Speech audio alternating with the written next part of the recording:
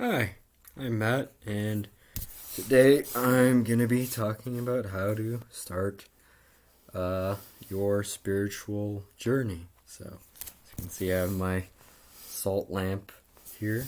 It's quite lovely.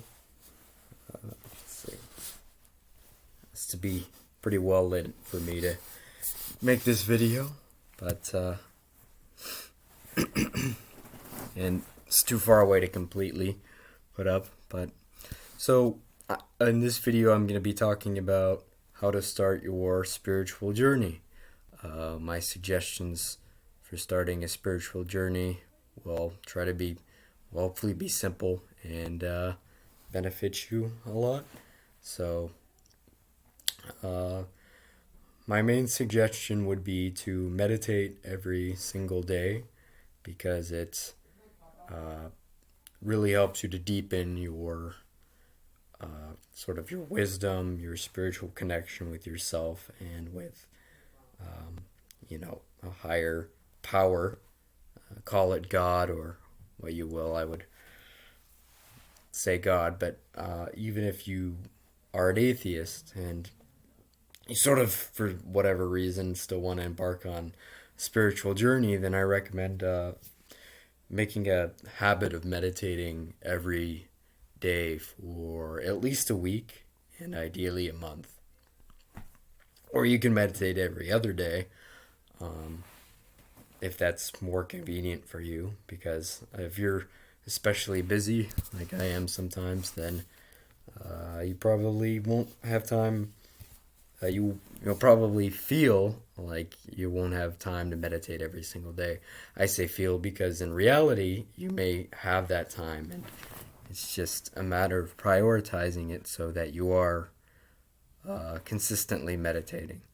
But anyway, um, so another suggestion I have is reading a spiritual book. You can read the Bible, but or the Torah if you're Jewish, or whatever the spiritual book may be. Like the Tao Te Ching is a good book. Let's say you want to learn more about a particular spiritual discipline, then I recommend the Tao Te Ching, or I recommend another one would be The Way of Zen by Alan Watts. Alan Watts is a great author. I was also going to recommend The Wisdom of Insecurity, which has a lot of great information, but it's almost kind of advanced, I would say. So, but I mean that has some vital stuff. So it's as good a place as any to start. I would say if you're very early on, or even more sort of advanced, and I mean you have like more knowledge. Uh, I guess I'm not really that fond of the word advanced, but I guess it certainly has its place in this talking about spiritual or whatever kind of discipline. Obviously, there are going to be people that know more about it, but yeah, I just mean, let's say it's interesting how what will appeal to someone who just started at something and all versus someone who has been at something for a long time could be similar, or you could have similar thoughts because there's this idea of going full circle. In a way, the more I go spiritually with something, I want to point out you'll find that in a journey, you'll find that you'll eventually get to a place where a lot of things you thought at the beginning, you kind of find the truth about them and start to think those things more. But it's good to go through the process. So when you're starting on your spiritual journey, just know that your thoughts on a lot of different things may change very rapidly, and you may find that you suddenly feel like you have a whole new understanding of what it's like to go about life. You have a new vigor, and I would say run with that. Really allow yourself to be free and spiritual and enjoy just having a nice time enjoying your life and exploring the depth of everyday life. As that may sound weird in a video that's about a spiritual journey, but that's actually very much part of your life, is because there's no, in terms of, when I look at spirituality, I think partially, one way I think of it is non-duality. So I'm not saying that to be, an elitist or something, but just to get across the idea that there's not really a difference between your life and being spiritual, period. Because there may or may not be a spiritual realm. There may very well be, but you're not necessarily going to encounter it. But even if there is, it would surely have some matter of some way in which it would reflect the realm that we currently live in now. Likewise, the spiritual life always ties deeply into your everyday life. So anyway, what I would also recommend for a spiritual journey is, going really deeply inside yourself and finding who you are in such a way that like you really go deep down and you connect to the spirit or the depth of you. And if you find darker parts of yourself in the spiritual journey, that's okay, because it's going to happen sooner or later. Either you're going to find them early on, or you're going to find them in 2 or 3 months or a year, but you're going to find them later on down the line, and just not at the beginning. But that's natural, because it's good to acknowledge that we have different parts of ourselves, including like let's say a darker part of ourselves. So just realize that that's naturally going to be the case. I would recommend, educating yourself every day on sort of spiritual ideas. Try to learn what non-duality means, because it will help you to realize that, or the idea, I guess, of Taoism and balance, right? With the yin yang symbol, you have two different, what do they call it? Well, I guess basically serpents. And one is good and one is bad, supposedly, but are they really, is the question. Welcome to the Matrix, Neo. No, I'm just kidding. The red pill and the blue pill, right? That's almost another way of saying the same thing, I guess, in terms of the good and bad. But I think that we too easily label things as being good and bad. So it's really good to see, like, when something negative happens to you, there may be a positive side of it,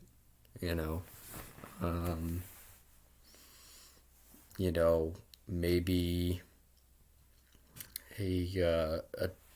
let's say, for example, a trip you're going on changes in the middle of it, and all of a sudden you find yourself going on a different trip where you're going through the mountains or something, and at first you're kind of like, well, I don't really like that, but you may eventually find that going up the mountains isn't so bad, and or you accept the fact that right now you're doing this thing that you didn't expect to do, going into the mountains, and then you might actually enjoy that. And that's actually a pretty popular place, they say, to go, by the way, is going into the mountains. So on that note, I would recommend going hiking and connecting to nature. Spiritual things often have some sort of connection to nature, and it's about freeing yourself and, kind of seeing how nature is a reflection of who we are, and you can really explore that and enjoy nature for what it is, but eventually you'll realize, how much of a connection you really have to the natural world. I would recommend doing a lot of walking because it helps to release emotions, and the more emotions you can release, I'm saying it's one way. Meditation helps, and prayer helps, and other things. Reading certain things may help, but at least I find certainly, uh, I've done a lot of walking, and it's really helped on my spiritual journey because it helps release emotions. You know, uh, a famous person, I won't say who they are, but once said they did a lot of power walking to get out anger, and emotions of frustration, and I guess even like almost hatred. And so they did power walking uh, every day for 3 months or 4 months, and they actually got out the negative emotions within them completely, or as much as they could. And you know, it doesn't have to be power walking. Depending on, maybe you just want to take a peaceful stroll, but it can be really empowering early on when you're on a spiritual journey to actually walk relatively fast and push yourself a little bit now and then. It's good exercise. I think endorphins would help a lot in kind of getting in the right mindset, because you need, in order to do spiritual things and follow this path, you need motivation for it. So, yeah, um, walk, a couple miles every day, and then try, meditating as well, and see how far that gets you. Um, I would recommend looking at, not uh, getting stuck with one idea, but looking at multiple ideas. Um, let's say if you're only into Christianity, or you're only into Zen, then look into Christianity. Likewise, if you're into any Abrahamic religion, try looking at an Eastern philosophy like Taoism or Zen or Buddhism, or even Shintoism, or I'm trying to think of another, Vedanta, being the Indian spirituality that ties into, oh yeah, Hinduism. So any one of those is a great thing to look into, and there's a lot of truth in them. So um, yeah, I think that about wraps it up. But I would recommend really, actually closing your eyes and meditating and connecting deeply and looking inside yourself, uh, and taking the time to meditate. If you're tempted to only do 15 minutes of meditation, do 20, and if you're tempted to do only 20, do 30. Whatever you can manage, but if you really want to get ahead and, like I said, pull ahead, and or even just learn a spiritual path, that's the best way I would know. And um, and really, do the connecting with nature. But yeah, get to know yourself, and think about things, inquire about certain things. That is, ask the question of what it is, and you may have an answer coming at some point. So, or inquiring can be deep within ourselves. It can be about a spiritual matter, question of, what does this situation mean? And often, if you come with a question in meditation, then you can come out with more clarity. And I would say focus on clarity, and try to see how things connect to each other. And yeah, a lot of it is the connection between things. So that's all from today's video, and good luck on your spiritual journey. Thanks for watching, and have a wonderful day. Thank you.